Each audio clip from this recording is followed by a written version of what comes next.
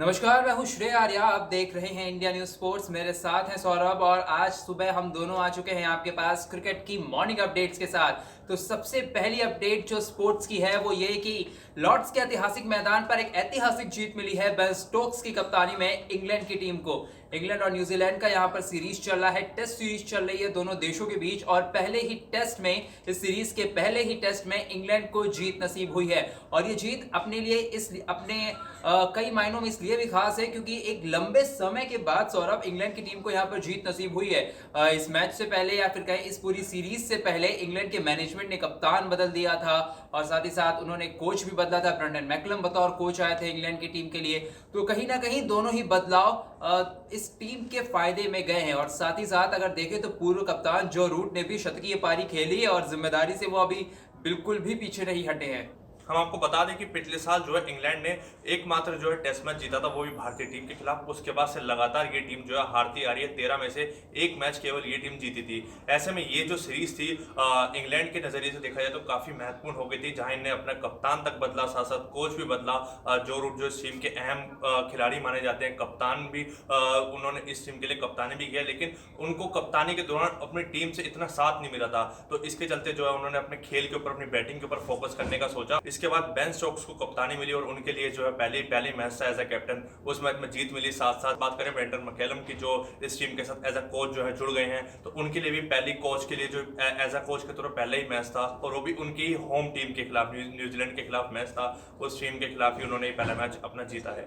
बिल्कुल, home team के खिलाफ मैच था और होम टीम को 5 विकेट से यहाँ पर पराजय की दी है यहाँ पर इंग्लैंड की टीम ने। और आपको बता दें कि पहले बल्लेबाजी करने उतरी थी न्यूजीलैंड की टीम, जहां पर 132 रन ही बने थे और उसके बाद जवाब में इंग्लैंड की टीम ने 141 रन ही बनाए थे अपनी पहली पारी में। पहले ही दिन इस टेस्ट मैच में 17 विकेट कुल गिर गए थे और बहुत ज्यादा आलोचना हो रही थी विकेट की और तमाम चीजों की लेकर। बल्लेबाजी पे भी सवाल उठ रहे थे, विकेट पे तो सवाल उठ ही रहे थे। कहीं ना कहीं अहमदाबाद की पिच से इसे कंपेयर किया जा रहा था। तो बहुत सारी चीजें थी जो इस मैच के आसपास हुई हैं। भारत और इंग्लैंड की कंट्रोवर्सी थोड़ी सी सोशल मीडिया पर शुरू हो गई, लेकिन अंत में जाके सारी चीजें बेहतर नहीं और यहाँ पे मैच का नतीजा ये रहा कि इंग्लैंड की टीम को यहाँ पर जीत मिली है एक लंबे अरसे के बाद। और ये बूस्टअप है इंग्लैंड की टीम के लिए क्योंकि इस बार का जो चैंपियनशिप होने वाला है उसकी रेस में इंग्लैंड सबसे नीचे है। तो यहाँ पर जीत की जरूरत थी इंग्लैंड को, जो अब लगता है कि शुरुआत हो चुकी है इंग्लैंड के खेमे के लिए इतने बड़े बदलाव के बाद। और अगली खबर की तरफ बढ़ते हैं। एक राइवलरी जो लॉर्ड्स के मैदान पर चल रही थी उससे अलग क्रिकेट की जो सबसे बड़ी राइवलरी है वो है भारत और पाकिस्तान की। भारत और पाकिस्तान के बीच जब भी मुकाबला होता है वो हमेशा तनाव भरा होता है और लगातार पिछले कई वक्त से तो दोनों के बीच मैच नहीं हो रहे हैं, लेकिन उनके खिलाड़ियों की तरफ से लगातार बयानबाजी होती रहती है और तमाम किस्से साझा किए जाते हैं अपने फैंस के साथ। तो उसी के बीच में एक ऐसा किस्सा आया है जिसे सुनकर आप हैरान रह जाएंगे। हैरान हम इसलिए कह रहे हैं क्योंकि भारतीय टीम के सबसे महानतम बल्लेबाज यानी कि सचिन तेंदुलकर को शोएब अख्तर ने एक बार चोटिल करने की सोची थी। उनका विकेट लेने पर बिल्कुल भी ध्यान नहीं था और ये बात खुद शोएब अख्तर ने इस बात का खुलासा किया है कि उनका ध्यान विकेट लेने पर नहीं था बल्कि उनका ध्यान था सचिन तेंदुलकर को चोटिल करने पर। जी हाँ श्री, हमने कई बार मैदान पर देखा है कि जब जब सचिन तेंदुलकर सामने होते थे, हम केवल पाकिस्तान की टीम की ना बात करें, हम सारी टीमों को देखें तो जो टीम के गेंदबाज होते थे, केवल एकमात्र बल्लेबाज जो होता था टीम में सचिन तेंदुलकर, उनके विकेट लेने के लिए दौड़ते थे कि हमें कैसे भी करके किस तरह भी ये बल्लेबाज के विकेट मिल जाए। तो लगातार हमने देखा कि कई टीमों के गेंदबाज जो है, बड़े बड़े दिग्गज गेंदबाज, ब्रेटली की बात कर लें, हम साथ यहाँ पे वसीम अकरम की बात कर लें, आपने बात की है शोएब अख्तर की बात कर लें, तो कई हमने दिग्गज गेंदबाज देखे हैं जो सचिन तेंदुलकर के आगे परेशान होते नजर आए हैं। तो फिर जो बात कर रहे हैं किससे कि वो हम बताएं दर्शकों को, ऐसा कुछ हुआ था कि सचिन तेंदुलकर जो लगातार बल्लेबाजी कर रहे थे, साथ साथ पाकिस्तान टीम के कप्तान जो थे वकार यूनिस, उन्होंने आके शोएब अख्तर से कहा भी था कि आप विकेट टू विकेट बॉल करें जिससे सचिन की जल्दी से जल्दी में विकेट मिल जाए। लेकिन शोएब अख्तर का एकमात्र जो उनका फोकस था वो था सचिन तेंदुलकर को घायल करने का, और उन्होंने अपने कप्तान की इस दौरान एक ना सुनी और लगातार बाउंसर पे बाउंसर वो फेंकते रहे। इस दौरान सचिन के एक बार हेलमेट पे जाके गेंद लगी भी थी। उस दौरान शोएब अख्तर का कहना था कि मुझे लगा कि सचिन जो है अब चोटिल हो गए हैं, अब शायद वो रिटायर हुए या आउट हुए या जाएं वापस, लेकिन ऐसा नहीं हुआ। सचिन लगातार खेलते रहे और वो लगातार अपनी टीम के लिए रन बनाते रहे, साथ साथ बाउंड्री भी बनाते रहे। एक और किस्सा मुझे याद आ रहा है कि 2003 वर्ल्ड कप का ये किस्सा था जब सहवाग से उनकी कुछ हुई थी 2 मैच में। उस दौरान जो है सहवाग ने ही शोएब अख्तर को कहा था कि उस टाइम पे रनिंग एंड पे सचिन तेंदुलकर खड़े थे, तो उन्होंने उनके साथ इशारा करते हुए कहा था कि आपको जो बोलना आप उनसे जाके कहिए। तो उस दौरान का मुझे याद है कि सचिन तेंदुलकर ने उन्हें आकर के अगली बॉल पे ही अपर कट पे एक छक्का लगा के दिखाया था। बिल्कुल छक्का लगा कर दिखाया था, और कई बार ऐसा हुआ है कि सचिन ने तू मैं के जवाब और जो बदतमीजी का जवाब है गेंदबाज की, वो अपने बल्ले से दिया है। वो बल्ले से परफॉर्म करने में ज्यादा यकीन रखते थे, वो बयानबाजी में ज्यादा नहीं देखे गए हैं सचिन तेंदुलकर, और इसीलिए वो न सिर्फ अभी के बल्कि अब तक के क्रिकेट इतिहास के महानतम बल्लेबाजों में से एक है सचिन तेंदुलकर। तो बढ़ते हैं अगले खबर की तरफ। यहाँ पर अगली खबर है एक युवा बल्लेबाज कृष्णा पांडे की। जब उन्होंने बल्लेबाजी की तो किसी भी गेंदबाज को नहीं छोड़ा, तो हम उनकी खबर कैसे छोड़ देते। तो कृष्णा पांडे ने यहाँ पर एक जबरदस्त इनिंग खेली है, और पौंडुचेरी T10 लीग में उन्होंने 6 बॉल पर 6 छक्के जमाए, और इसी दौरान उस पारी में उनका पूरा स्ट्राइक रेट जो था वो 436.80 का था। तो इतनी युवा उम्र में भले ही ये लोकल लेवल पे ये 6 छक्के आए हैं, लेकिन किसी भी स्तर पर 6 बॉल पर 6 छक्के मारना और 436 का स्ट्राइक रेट रखना पूरी पारी के दौरान, ये बिल्कुल भी आम बात नहीं है। जी हाँ श्रेय, लेकिन आपने कहा लोकल ये लीग थी, लेकिन भारतीय नजरिए से अगर हम देखें तो कितना अच्छा है, कितना पॉजिटिव ये इंटेंट नजर आ रहा है कि एक इंडिया में ऐसा टैलेंट जो उभर रहा है, जो लगातार मतलब 6 बॉलों में 6 छक्के मार के आ रहा है। वो दिन दूर नहीं, अगर इन्हें ऐसे ही लगातार खेलते रहे तो बहुत जल्दी IPL में भी देखने को मिलेंगे, क्योंकि हमने बहुत प्रतिभा ऐसी देखी है जो लोकल लीगों में खेल करके आते हैं, IPL में आकर के अपना अच्छा प्रदर्शन करते हैं।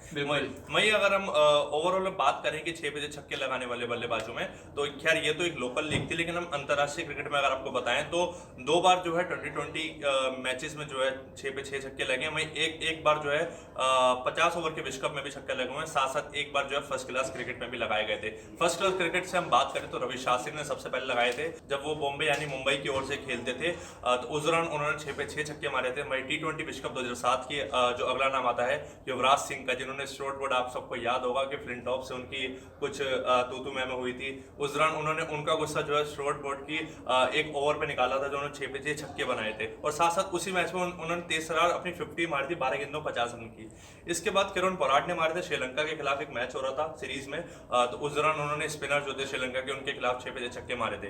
वही एक जो आखिरी है 50 ओवर वाली जो हम बात करें तो वो है हर्षल गिब्स की। उन्होंने 2007 के विश्व कप में जो है नीदरलैंड के खिलाफ जो है 6 पे 6 छक्के लगाए थे। बिल्कुल एक काफी बड़ी काबिलियत हमें भारत के क्रिकेट से देखने को मिलने वाली है, लेकिन अंतरराष्ट्रीय क्रिकेट में एक ऐसा काबिल बल्लेबाज है जिसे लग रहा था कि भारत में आने के बाद उससे श्राप लग गया है। हम यहाँ पर बात कर रहे हैं दिल्ली के लिए खेलने वाले, इस सीजन में दिल्ली कैपिटल्स के लिए खेलने वाले मिचेल मार्श की, क्योंकि मिचेल मार्श ने जिस तरह से इस IPL की शुरुआत की, क्योंकि मुझे याद है सौरभ, श्रेयस अय्यर को छोड़ने के बाद उन्हें एक ऐसा बल्लेबाज चाहिए था जिसे वो नंबर 3 पर खिला सकें, जिसके ऊपर भरोसा हो, और मिचेल मार्श पर उन्होंने काफी बड़ा दाव लगाया था। 6 करोड़ से भी ज्यादा की रकम में उन्होंने 6.5 करोड़ की रकम में उन्होंने अपनी टीम में उन्हें शामिल किया था, लेकिन कहीं ना कहीं उस तरह का प्रदर्शन रह नहीं पाया। शुरुआत में अच्छी पारी नहीं खेली, बीच में कोरोना पॉजिटिव हो गए, चोटिल भी हुए, लेकिन अंत में वापसी की कुछ मैचों में वहां पर अपना दबदबा दिखाया, अपना जो नाम था उसे कह सकते हैं कि कुछ हद तक प्रूव किया। लेकिन कहीं ना कहीं ओवरऑल जो पूरा IPL गया है उसको देखकर मिचेल मार्श ने यह बयान दिया है कि मुझे लग रहा था कि भारत में मैं श्रापित हो गया हूं। जी नहीं, हम देखिए ऐसा तो बिल्कुल नहीं हो सकता, क्योंकि कुछ ना खिलाड़ी की हार्ड लक वाली बात भी होती है। आप देखिए सीजन में जहां वो पहले शुरुआती मैच में चोटिल हो जाते हैं, उसके बाद कमबैक होता है, फिर वो कोरोना पॉजिटिव आते हैं, देन फिर वो एक बार फिर से अपनी जो वापसी करते हैं, उसमें उनको अच्छा खासा मौका मिला। उन्होंने 8 मैच खेले, उसमें उन्होंने शायद से 251 रन कुछ बनाए हैं। तो इस दौरान दिल्ली का जो एक मेन जो फोकस था उनको टीम में शामिल करने का, वो T20 वर्ल्ड कप का ही था, जो उन्होंने पिछले साल जो T20 वर्ल्ड कप खेला गया था ऑस्ट्रेलिया के लिए, जिस तरह का उन्होंने प्रदर्शन किया था, 23 रन पारियां खेली थी, मिडिल ऑर्डर में आकर के जितनी अच्छी उन्होंने पारी खेलते हुए अपनी टीम को वर्ल्ड कप जिताने में अहम रोल निभाया था। तो यही दिल्ली कैपिटल्स की एक जो माइंड था मेगा ऑक्शन के दौरान, इसी के चलते उन्होंने अपनी टीम में शामिल किया था। मैं तो यहाँ मिचेल मार्श के लिए हार्ड लक ही कहूँगा कि जो पहले चोटिल होते हैं फिर उनको कोरोना पॉजिटिव होता है, यहाँ कोई शराब वाली तो बात, कोई लॉजिक वाली बात लगती नहीं है। बाकी हाँ, ये खिलाड़ी बहुत दर्जे के खिलाड़ी हैं, काफी अच्छा खेलते हैं, लेकिन IPL में जो है लगातार हमने देखा है कि हैदराबाद से भी खेले हैं ये, उस तरीके का इन्होंने अपना प्रभाव छोड़ा नहीं है, तो जो इनसे देखने को मिलता है अंतरराष्ट्रीय क्रिकेट में। बिल्कुल IPL में उस दर्जे का प्रभाव नहीं छोड़ा है, लेकिन एक खिलाड़ी जिसने पूरी दुनिया में पूरे स्पोर्ट्स जगत में अपना प्रभाव अब छोड़ दिया, वो है राफेल नडाल। राफेल नडाल ने यहाँ पे फ्रेंच ओपन जीत लिया और उनका ये 22वां ग्रैंड स्लैम है और इस टूर्नामेंट को या फिर कहें इस फ्रेंच ओपन को जीतने वाले सबसे उम्र दराज खिलाड़ी बन चुके हैं राफेल नडाल। 22वां ग्रैंड स्लैम जीत चुके हैं और आपको बता दें कि यहाँ पर सीधे सेटों में कैप्सर रूट को उन्होंने 6-3, 6-3 और 6-0 से मात दी है। तो एकदम साफ दिखाता है कि सीधे सेटों में फाइनल के मुकाबले में, ग्रैंड स्लैम के फाइनल के मुकाबले में और यहाँ तक कि आखिरी सेट को 6-0 से आपने जीता है, तो बिल्कुल दिखाता है कि आप किस दर्जे के खिलाड़ी हैं, आपका दबदबा क्या है और कितनी बेहतरीन तरीके से आप इस खेल को खेलते हैं। जी हाँ श्रेय, और साथ साथ खास बात इसमें जो है उन्होंने जो एक युवा खिलाड़ी उन्हीं को देख करके बड़ा हुआ है, उन्हीं की एकेडमी से उन्हें खेलना सीखा है। हम बात करें यहाँ पे क्रिस्पर रूट की, जो फाइनल में आकर के अपने सीनियर यानी कि अपने आइडल राफेल नडाल के सामने उनका सामना हुआ था। हालांकि एक युवा खिलाड़ी जो है उनके लिए सबसे बड़ी काबिलियत ये है कि वो फाइनल में पहुंचे और अपने जो उनके गुरु माने जाते हैं राफेल नडाल, उन्हीं से उनका फाइनल का मुकाबला हुआ। हारे वो बात अलग है, लेकिन यहाँ तक जो पहुंचे वही सबसे बड़ी उनकी यहाँ जो इस टूर्नामेंट की मैं तो कहूँगा जीत है। आपने श्रेय जो भी राफेल नडाल की बात की है, 22वां ग्रैंड स्लैम का जो खिताब उन्होंने जीता है, साथ साथ 14वीं बार जो है वो फ्रेंच ओपन का खिताब भी जीत चुके हैं। इसके अलावा आपको हम ये भी बता दें कि कुल जो है वो 2005 के दौरान जो वो पहली बार ये अपना खिताब जीते थे, उसके बाद से लगातार उन्होंने 4 बार ये खिताब जीता था, जो कि एक स्ट्रीक इन्होंने 4 बार लगातार सीजन में खिताब जीतने की बनाई थी, जब वो 2005, 6, 7, 8 के दौरान जो है जीते थे। तो फिर उसके बाद जो है 2009 में उनको हार मिली थी, तो वही 2010 से लेकर 2014 तक एक बार फिर उन्होंने जीतने की स्ट्रीक बना करके लगातार 5 सीजन जीते थे। तो इस खिलाड़ी की जो दर्जा है, खेलने का तरीका है, वो यहीं से शो होता है। बिल्कुल, ये काफी बड़ी बात है। लेकिन एक बात और कि अगर आपको ये वीडियो पसंद आई है तो इसे लाइक करें, हमारे चैनल पर नए हैं तो इसे सब्सक्राइब करें और कमेंट सेक्शन में अपना फीडबैक देना बिल्कुल भी मत भूलिए।